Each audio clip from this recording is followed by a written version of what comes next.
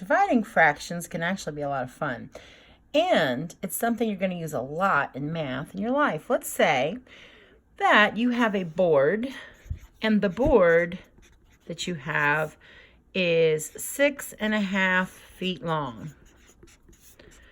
Now, you can make a wonderful art project out of your board, and it takes 3/4 of a foot to make your board. To make each project, you need 3/4 a foot of your board.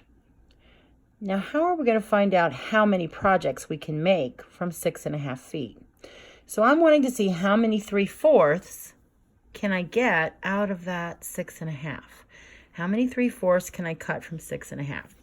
One strategy to solve an equation like this is to use a division equation. So I would write 6.5 divided by 3/4. I would change that to improper, which is 13/2 divided by 3/4. I do that by saying 2 times 6 is 12. 12 plus 1 is 13, and I place it over 2. Now, once you have the division equation, you use the reciprocal of your second number. Now, there's a little saying we use called keep, change, flip. I'll just write that here. You keep your first number, you change divide to times, and then you flip it. Some of my students call it KCF. Instead of KFC, we say KCF, keep, change, flip. So we keep our 13/2, and I like to have everyone rewrite it. Change, divide to times underneath. We don't want to skip any of these steps.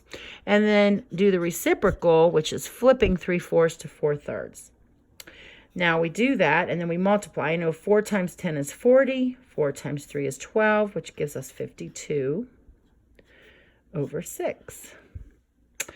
And if you're taking an end of grade test and you have graded response, why then you would just fill in your boxes 52 fraction bar 6, and then you would bubble your 5, bubble your 2, bubble your fraction bar, and bubble your 6.